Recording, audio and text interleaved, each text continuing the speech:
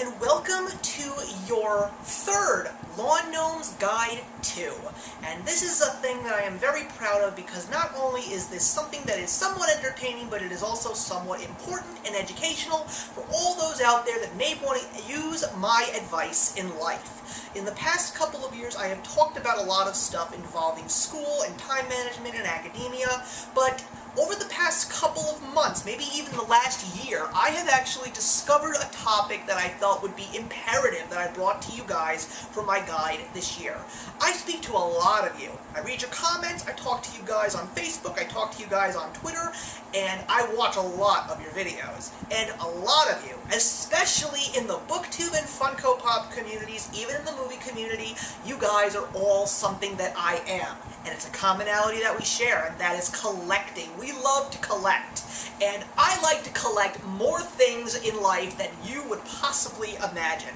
I am this close to becoming the Marvel character that was played by Benicio del Toro in Guardians of the Galaxy, but I don't think I've gotten there just yet. So we're going to be talking about collecting on a budget, because one of the most recurring themes that I notice is a lot of you always say I have to go on a buying ban because I have run out of money. Well, I have actually been very, very wise in the past couple of months, actually in about a year since I've been married to my wonderful wife. She's also someone who likes to collect things as well, but because of the fact that I have 2 mouths to feed and hopefully somewhere down the line 3+, I know that while I want to keep doing all of my wonderful collecting and keep my interests intact, I want to make sure that I don't break the bank. So, welcome to the first of 4 parts of A Lawn Gnomes Guide to Collecting on a Budget. So, where is the first place to start? Well, it always goes back to a piece of paper or a calendar and a pencil or pen. And that is, compose your wish list. Think about everything that you desire, whether it is anything that you are interested in collecting. Write it all down. Put it all in an Excel spreadsheet. Put it all down on a Word document, or put it all down on a whiteboard or a chalkboard on your wall. I put lists everywhere when it comes to almost everything and anything. I am insane, but I always know that it is actually important because it actually allows me to look at everything in perspective and within reason.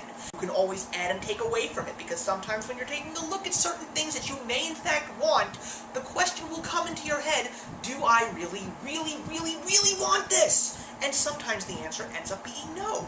And there's nothing wrong with that, because it allows you to add more things on your list. I have an Excel spreadsheet. I sometimes write things down so I don't forget, but I also have an Amazon wish list. Amazon is king, guys. You all know that, especially if you are people who watch what's going on in the business world. You have the ability to make shopping lists, wish lists for other people to see, but plain and simple, lists on paper or in some shape or form in a cloud, exactly what you want, and now comes the next step. How do I obtain them? Well, here's one of the few things that I will insist that you do not do. Do not, and I repeat, do not get everything at once. After you've composed your wish list, create your budget.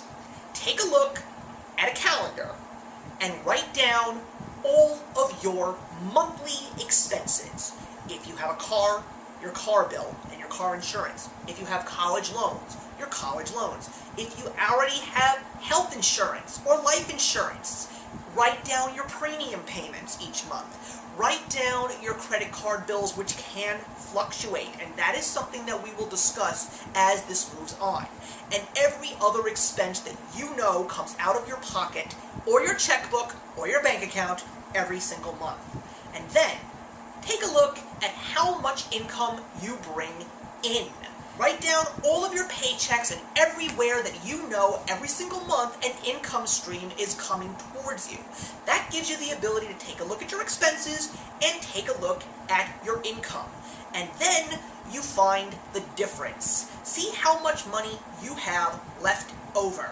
And see what the constant number is. If it's 50 bucks, if it's 100 bucks, hey, if it's more than 100 bucks, then I applaud you. That is your monthly budget. You may want to cut that in half or cut it into thirds because you're going to go out with friends, you're going to go on trips, you're going to be going out on dates, or heck, if you're living by yourself, you need to eat, so this will also go towards grocery shopping. Take me, for example. I write down my budget every single month, and I take $100 and put it to the side. That is the amount of money that I use for fun, meaning DVDs, CDs, Funko Pops, and books, and any other little tchotchkes that I am interested in adding to my numerous collection. That goes into my budget. Every single time I make a purchase, I subtract it from the $100. I write it down, and I also write where I am spending it, so I know exactly what I have done and where the money has gone. It's always important to know where the money has gone, because people always ask, what happened to all this money that I had? Write it down. Then, take a look at the end of the month and see how much money you have left over. This is where the fun comes in. If you have excess, add that to the next month's $100 or whatever number you choose budget. But if you go overboard, because just last month I went overboard $1. Instead of starting out with $100, I started out with $99. It's all about willpower and understanding your wants and your needs. That's the most important thing. Always assess your wants versus your needs. Your needs are more important. And every single time you say that you need this book, or you need this movie, or you must have this Funko Pop, there's a very good chance that those are not needs, but wants. You gotta make sure that there's food in your stomach, you gotta make sure that you have money to get gas, transportation to go where you gotta go, and you gotta make sure that your bills are paid, because debt is not fun. Let me repeat that. Debt is not fun. But who said that everything that you want has to come from your money? That leads to the next one.